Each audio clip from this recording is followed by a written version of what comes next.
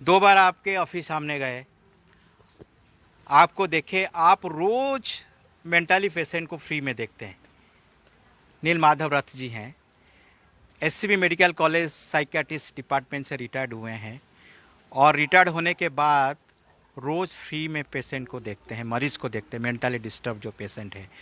और मैं 2 बार गया हूँ और मैंने देखा हूँ, मैं जज किया हूँ, पेशेंट को डांटते भी हैं, फिर इसके बाद प्यार भी करते हैं, फिर कहते हैं ठीक हो जाएगा।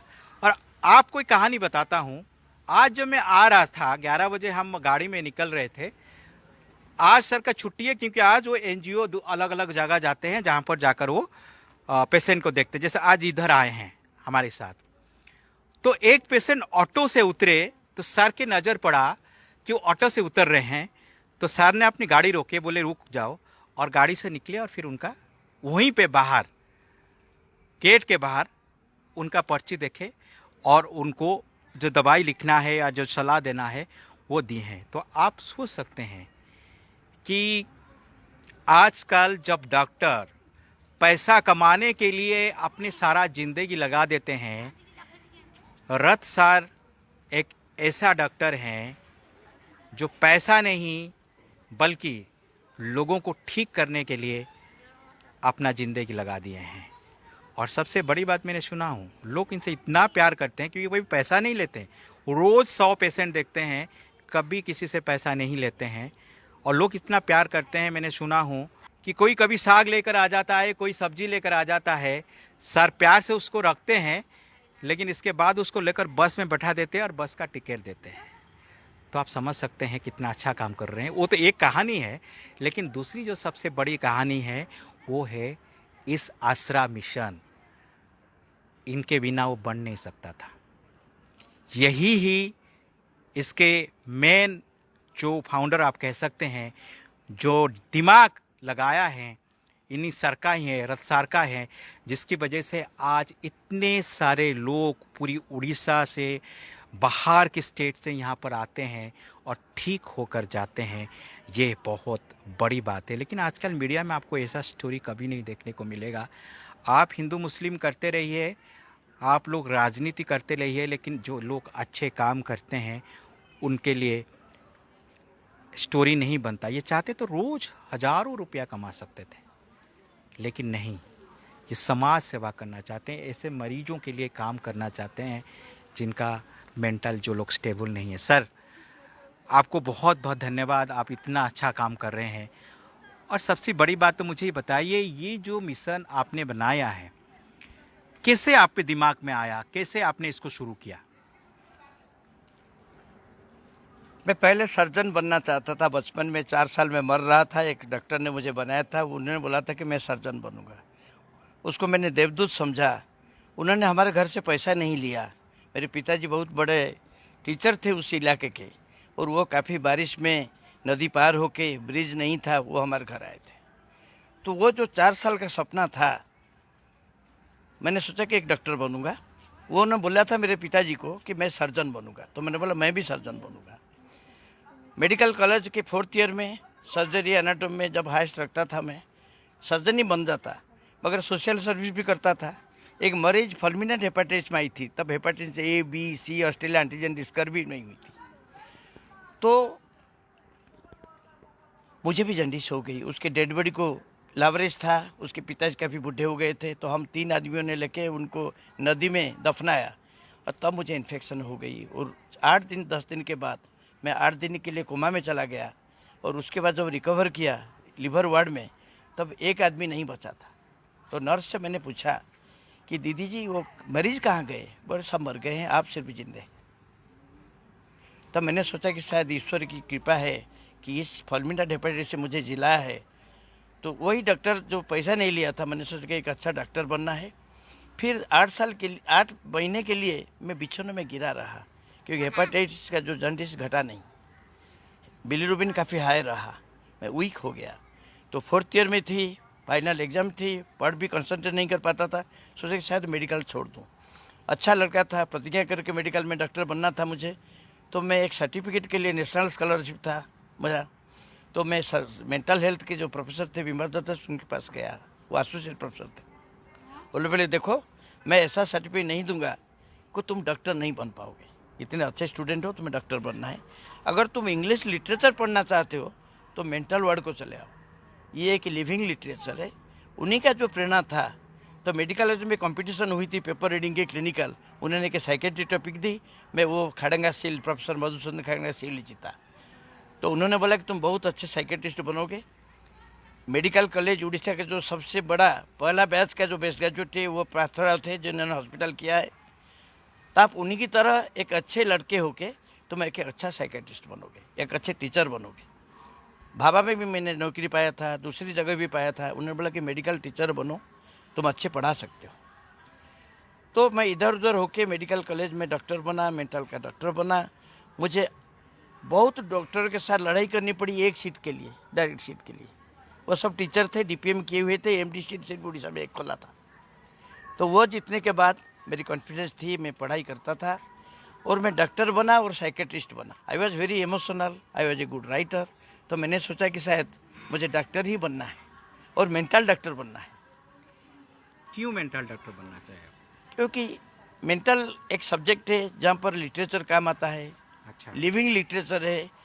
सिनेमा में आप, लिटरेचर में आप, उपन्यास में, कविता में जिसके बारे में पढ़ो, सिर्फ मन की तनाव, मन की भावना, कल्पना, स्वप्न, ड्रीम्स, इसी के बारे में तो लिखा होता है। जो मरीज हमारे आते हैं, हर कोई कविता होती है, कोई खूंखार एनिमल होता है, कोई इंसान ख़त्म करके आता है, कोई स्टोन मैन होता है। तो ज़िंदगी के हर पहलू मानसिक स्तर के वो लोग हैं। इसलिए मुझे साइकेट्रिस्ट बनना पड़ा। अच्छी तरह से मैंने पढ़ाई की और डॉक्टर बना। मैं जब बुल्ला से आया असिस्टेंट प्रोफेसर होके, एक बार रास्ते में देखा मंगला बाग में एक लड़की घूम रही है, 10-15 बोतल पहनी है, तार पहना है, 6 महीने से नहाई नहीं है। Daily she was abused on the road. उसको देखने के बाद मेरी आंखों में आंसू आ गए। मैंने सोचा कि हमारी पढ़ाई और हमारा हॉस्पिटल क्यों, हॉस्पिटल में तब बिना अटेंडेंट के मरीज नहीं रखते थे। तो हर एनजीओ से मैंने अपील की कि मेडिकल चिकित्सा मैं हर हफ्ते जाके दूंगा। आजकल लॉन्ग एक्टिंग किताबें भी उस दवाई भी आ गई है, इंजेक्शन भी आ गई है, चल के करता है। हाँ, तो आपको कोई तकलीफ नहीं होगी। तो उसके बाद उस मंगला को देखा और सबसे अपील की। तो 2-3 एनजीओ ने बोला कि हम रखेंगे नहीं, आप दवाई दो, हम खिला देंगे, खाना दे देंगे। गैरेज में इधर उधर रखते थे। गोविंद जी तब वहाँ बात्या आया 1919 में, 1999 में। तो वो लोगों को रास्ते में घूमते हुए खाना वगैरह देता था, रिलीफ देता था, और मरीजों को भी मेंटल पेशेंट ला के मुझसे दवाई लेके जाता था, गोविंद पटनायक जी। तो वो रास्ते में छोड़ देता था। तो एक बार मैंने उसके ऊपर चिल्लाया, वो मेरे दोस्त का छोटा भाई था। तो मैंने बोला, वो आर्मी में डॉक्टर है, मैंने बोला गोविंद, ये समुद्र में कोई मछली का चाष नहीं करता। मरीज को लाते हो, दवाई लेते हो, फिर रास्ते में फेंक देते हो, फिर वो कहाँ जाते हैं, कहीं दवाई फेंक देते हैं, उससे काम नहीं चलता। हर एनजीओ को मैं बोलता हूँ तो मरीजों को रखो, सब हम तरफ से टेक्निकल हेल्प दी जाएगी। हम बिना अटेंडेंट के नहीं रख सकते। आप एनजीओ हो, एक व्यवस्था करो जिसके लिए इस मरीजों को रखा जा सके। आप चिकित्सा नहीं करो, तुम्हारे वहाँ जो वॉलंटियर्स हुए उनको हम मेंटल हेल्थ में ट्रेनिंग देंगे, एमएचआई में ले लीडर्स होंगे, आप भी बनो। वो फॉरवर्ड में आए, काफ़ी अच्छे थे, वो काफ़ी अच्छे सोशल वर्कर थे, उन्होंने लीडरशिप ली। उनको देख के और 3-4 एनजीओ भी उठे और मिशन आश्रय की शुरुआत हुई 2003 में। इनोवेटिव स्कीम में भारत सरकार की एक मैडम आई हुई थी, उनका नाम तो मैं भूल गया हूँ, WCD का। उन्होंने बोला कि इनोवेटिव स्कीम है मेंटल हेल्थ का, हम 25 आदमियों के लिए 25 रुपये हर दिन हम मदद कर सकते हैं। मगर देखते देखते एक हफ्ते में 60 मरीज हो गए। अच्छा, अच्छे बातें के बाद काफ़ी सन कंपनी, कुछ कंपनी से दवाइयाँ दी, कुछ सामान हमने रखा, और इसी तरह से ये सेंटर शुरू हुई थी, बहुत अच्छे से शुरू हुई थी। और इनके जो थे, एक प्रतिमा जी हैं, इनके जो संजय हैं, जिसका कसौट में आपका 2006 में NDTV ने उनके लिए एक कैसेट बनाया था, मिशन आश्रय का प्रेजेंटेशन, उसके बाद CNN में एक बजाया था। तो ये संस्था काफ़ी फेमस हो गई। इनसे पहले सिर्फ बनियान एक चीज़ थी, 2 लड़कियां एक मरीज को लाके रखे थे, बनियान है चेन्नई में, उनकी भी थोड़ी बहुत इंस्पिरेशन पढ़ा था हमने।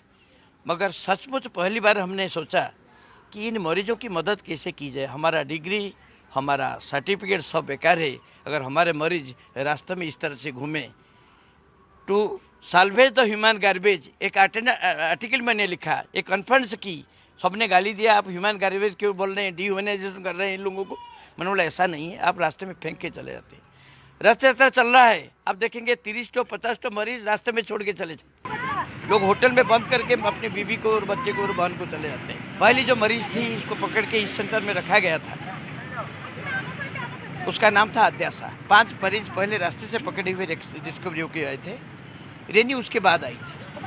तब 60 मरीज हो गए 7 दिन 10 दिन के अंदर, फिर 120 हो गए, फिर 180 हो गए।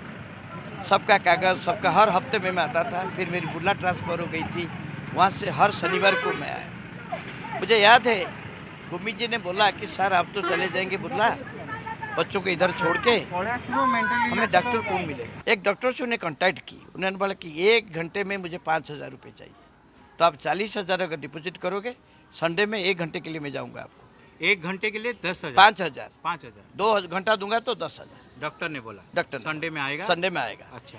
तो गोविंद के आंखों में आंसू आ गया।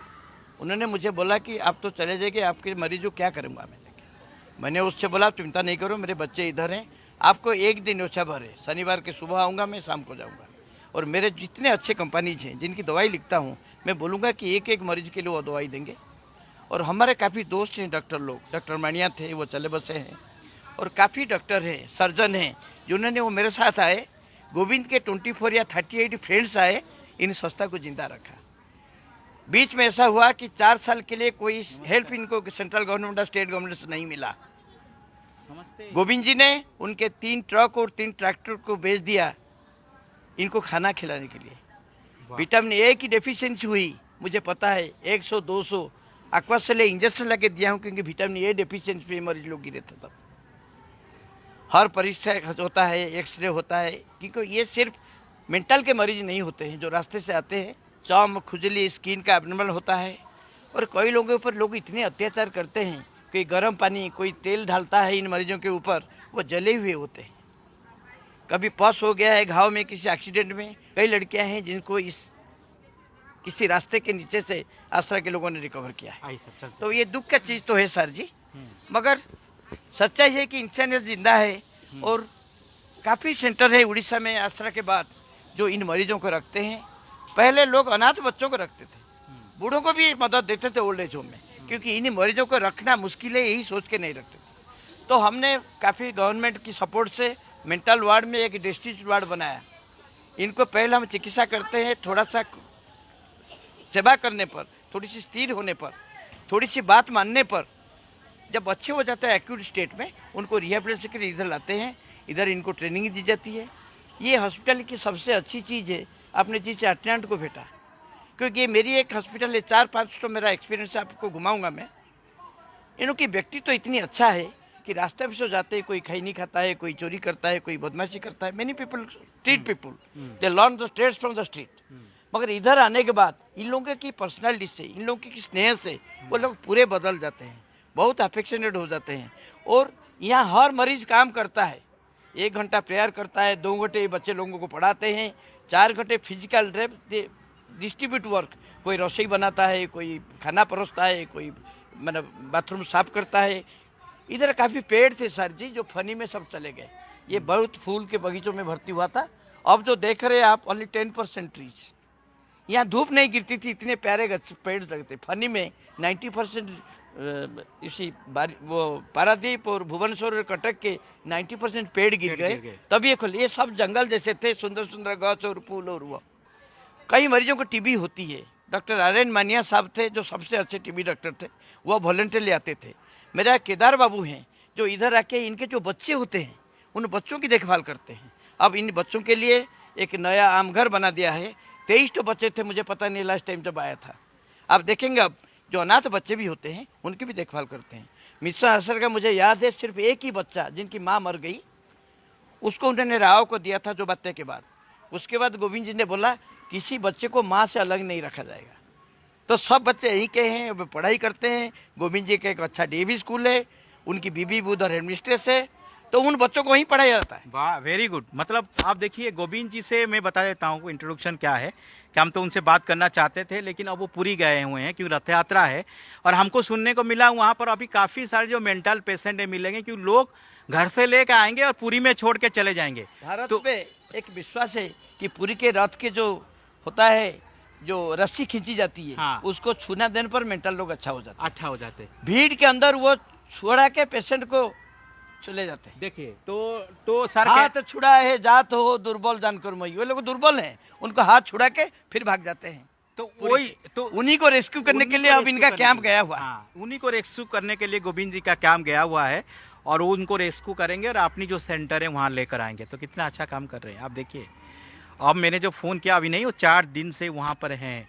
मैं लगातार फ़ोन कर रहा था तो बोले मैं नहीं आ सकता क्योंकि अभी मुझे यहाँ पर काम बहुत करना है और हमारी सेंटर यहाँ पर लगा हुआ है। तो सर मान गए फाइनली। सर तो आते रहते हैं यहाँ पर, मतलब लोगों को मैं देखने कभी के कभी लिए। आता हूँ, कोरोना हाँ। के बाद मैं घर में उधर कटक में देखता हूँ। हाँ। और 170 पेशेंट को एक संस्था में कल भी ले जाऊंगा आपको दिखाने के लिए। हाँ। जो कोरोना में मेडिकल कॉलेज में भी एडमिशन नहीं हुए, यहाँ सर के पास आते थे। मेरे पास आते थे और हर रोज मैंने बिना डरे देखा हूँ। कोरोना तो मुझे नहीं हुआ, वैक्सीन तो ले गया हूँ सचमुच, मगर वैक्सीन लेने बिना भी I have seen those patients and many good volunteers will be finding out, like तो कोरोना के समय में? अच्युत जी कोरोना के टाइम में they have done human service.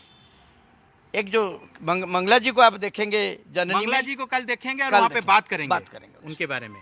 और उनका फोटो भी वहाँ होगा। मेरे एल्बम में कभी कभी होगा, कभी और- कभी जो एल्बम में फोटो बच जाता है मैं उनको डाल देता हूँ नहीं, कभी वो आप स्मृति के लिए। फोटो दीजिएगा। और आप मुझे ये बताइएगा, आप और एक केस स्टडी के बारे में यहाँ बता रहे थे जो बॉम्बे से आई थी, आपको लगा कि जी। वो कोई प्रोड्यूसर का बेटी है। वो एक मूक होके आती थी, वो लाल साड़ी पहनी हुई थी और सफेद चूड़ी राजस्थानी जैसे इतनी लंबी, अच्छा। इतनी शांत थी, इतनी डिग्निफाइड थी। उसने बोला कि एक पिक्चर का शूटिंग से प्रोड्यूसर की बेटी हूँ मैं, मेरा हीरो चला गया और कोई आदमी मुझे कि पान दे दी, उसके बाद मुझे कुछ पता नहीं। और भुवनेश्वर में पुलिस लाके इधर आई। इतनी शांत थी, हमने उसका नाम निकनेम शीतल रखा। 4 साल तक वो रही शीतल बन के। शांत थी, बातचीत ज़्यादा नहीं करती थी, मगर हर काम वो बोलती थी सिर्फ मैं बिना काम किए नहीं खाऊंगी। तो हर काम वो करती थी, सब मरीजों की मदद करती थी, बच्चों को नहा लेती थी। She was one of the best girls I ever seen in life. 4 साल के बाद उसको एक फ़ोन नंबर याद आया। उस फ़ोन नंबर देने पर हमने जब फ़ोन की तब पता लगा कि उसका स्वामी बॉम्बे में नहीं है। बॉम्बे को भी भेजा हम पुलिस को, उसके फोटो वगैरह, वो कुछ पता नहीं पाए। मगर वो फ़ोन नंबर लगा दुर्ग को। दुर्ग के उससे पत्नी ने पकड़ा, बोला कि तुम झूठ बोलो, वो जिंदी है अभी तक। मतलब वो हमारे पास है, उसी सारी और उसकी ड्रेस में फोटो देखो उसका। तो फिर उन्होंने बातचीत की उससे। वो बोलती थी मेरा एक बच्चा है 4 साल का, 4 साल हो गए हैं। वो बच्चे के बारे में पूछती थी, फिर नाम भी बताया। फिर उसके पति के साथ बातचीत की, पति को विश्वास आया, वो लाके इधर आया अपनी बीबी को लेने के लिए। कितने प्यार से, और बच्चे को भी लेके साथ आया था। That was very emotional scene. और एक होटल में मैं आया था किसी एक मरीज ऑफिशियल काम में, जो सेंट्रल वैक्सीन बन रही थी उसके अंदर मैं बिजी था। उसका डायरेक्टर था मेंटल हेल्थ का और स्टेट एडवाइजर था नेशनल मेंटल हेल्थ के नोडल ऑफिसर में था। तो किसी ऑफिस में काम आया था। गोविंद ने बोला कि देखो उसके पति और बेटे आ गए हैं, हम लोग इस होटल में ठहरे हुए हैं, वो लोग कहें आज उनको फेयरवेल देना है, आप चले आओ। मैं आके इतना खुश हुआ मैं, that was one of the brightest moment. आपने गाना गाए थे, मुझे कह रहे थे वहाँ पे। हाँ, एक उड़िया में गाना गाया था। गाइए ना प्लीज। झरका से पटे मोर आकाशी झियर घर, संज हेले एई बाटे जाए, गोधूलीर लाल शाढ़ी बगुलीर धड़ा चूड़ी, ता देहकु भारी मानु थाए, झरका से पटे मोर। The meaning in Hindi will be, हाँ। झरोके के आरपट में एक आसमान सी अंजेल आई है, लड़की आई है जिसको मैं चाहता हूँ। उसके शरीर में गोधूली का लालिमा का साड़ी है और उसके हाथ में बगुला जैसा सफ़ेद चूड़ी है। वो उसी ड्रेस में आई थी जब पहले उसको देखा था। तो वो गाना गाया। That is a very happy moment. उसका सच का नाम गुड़िया था। तो एक बार उनके हेल्थ WCD के जो सेक्रेटरी ने मुझे फ़ोन किया कि गुड़िया अच्छी हो गई है doctor, thank you very much, this is your NGO। मैंने बोला मेरा NGO नहीं है, मैं तो वर्कर हूँ, मैं तो वॉलंटियर हूँ, वो गोविंद जी का है। तो बहुत अच्छा सा लगा मुझे जब गोविंद जी ने मुझे बुलाया था, आप देखेंगे उस फोटो में। प्रेसिडेंट आइए, आप वहाँ पर दिखाते हैं। आप जिस गुड़िया की बात सर कर रहे हैं, और गुड़िया ठीक हो गई, गुड़िया की फोटो थी इधर, गुड़िया ठीक हो गई है। आप ये गोविंद जी हैं, ये गोविंद थोड़ा जी है, क्लोजअप ये लीजिए। प्रेसिडेंट प्रणब जी है। वो गोविंद जी को हल से उन्होंने अवार्ड पाया, प्रेसिडेंट अवार्ड मिला था गुड़िया के लिए। गुड, और ये फोटो सब लग संस्थाएं पाई थी वो अवार्ड।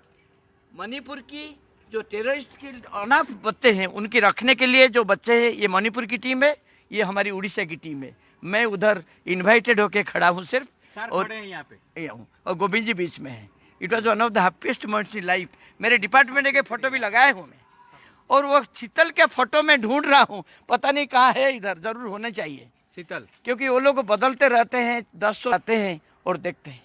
उनका रियूनियन का फोटो होगा इधर कहीं, क्योंकि मैं तो देखा हूँ। बहुत अच्छी बात है, गुड़िया की वजह से आप लोग को जो गोविंद जी को राष्ट्रपति पुरस्कार मिला, और आप वहाँ पर गए थे। हाँ, मैं और गया हूँ, खड़ा हूँ आप मैं। वहाँ पर खड़े हैं, यंग हैं आप उस समय, और आप देखिए इतना अच्छा काम तो कोई करता नहीं है। सुनिएगा, ये हमारे लिए प्रोफेशन नहीं है, सिर्फ डिवोशन है, एक प्रेयर है लॉर्ड जगन्नाथ की, जो पतितपावन जिसको बोलते हैं ना, जिसकी रथ यात्रा है परसों, उन्हीं के नाम पर आप सोचिए, हम जो रथ होते हैं उड़ीसा के, उन्हीं के दास होते हैं, उनके भक्त होते हैं, उनके पुजारी होते हैं। मैं जिंदगी में सोच लिया हूँ, डॉक्टर का जो प्रोफेशन होता है वो एक सिर्फ डिवोशन होता है। We are going on taking care of life which is not ours. और ये सबसे बड़ी बात देखिए सर का है, अगर ये चाहते तो खूब पैसा कमा सकते थे। सर पैसे कहाँ लेना है? नहीं, वही मैं कह रहा, राम जी कुछ नहीं लिया, रावण भी कुछ नहीं लिया। लेकिन हम क्या ये लेके जाने वाले? रोज 100% फ्री में देखते हैं, मैंने बताया। आप फ्री में मत बोलिएगा, सरकार मुझे पेंशन देता है, उसी गरीबों की पैसा है। हाँ ठीक है, लेकिन आजकल डॉक्टर जो काम करते हैं पेंशन लेने के बाद भी वो अपना धंधा करते रहते हैं। आपको पता है कि हमारी मेडिकल सिस्टम सबसे सड़ा हुआ है, और आप भी जानते हैं अच्छी ढंग से, कुछ तो यहाँ पर सुविधा रहा नहीं। लेकिन आप जैसे कुछ डॉक्टर हैं जो इसको बचा के रखे हैं, और मैं तो भावुक हो जाता हूँ आपके बारे में सुनने के बाद। और इन लोगों को सुनिएगा, आप मुझसे ज्यादा भावुक नहीं, जो सोल्जर गढ़वाल में काम करता है, जो सीएचएम में खड़ा है, जो एसओजी जवान माओवादी के पीछे भागता है, टेररिस्ट के पीछे, जो मेरे गांव में हल चलाता है हमें दुनिया दाना के लिए, उससे तो बड़ा काम नहीं करता मैं।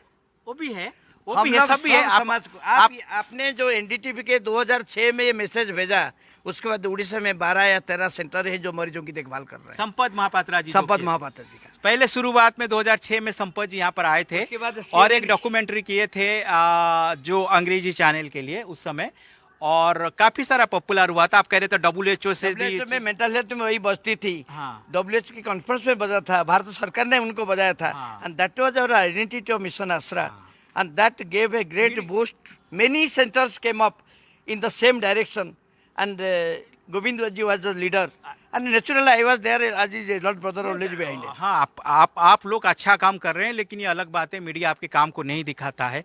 मीडिया तो आजकल हिंदू मुस्लिम डिबेट में बिजी है, वो बिजी रहेंगे, लेकिन ऐसे काम को दिखाने के लिए बहुत कम चैनल है या बहुत कम लोग हैं जो दिखाते हैं। हम भी कोई बड़ा काम नहीं कर रहे, ये हमारा ड्यूटी है, मीडिया का ड्यूटी है कि ऐसा स्टोरी दिखाए।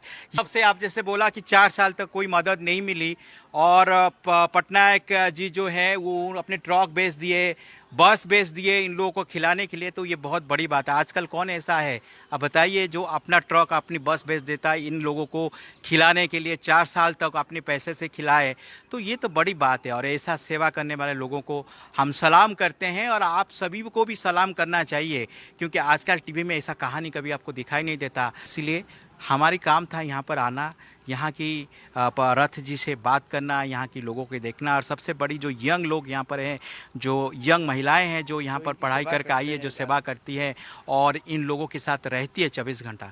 बताइए, इतना आसान तो नहीं होता होगा, लेकिन फिर भी उसी काम से इनको सेटिस्फेक्शन मिलता है। कितना बड़ी बात है, और इन सबको हम सलाम करते हैं, और इन सबको हमको याद भी रखना चाहिए।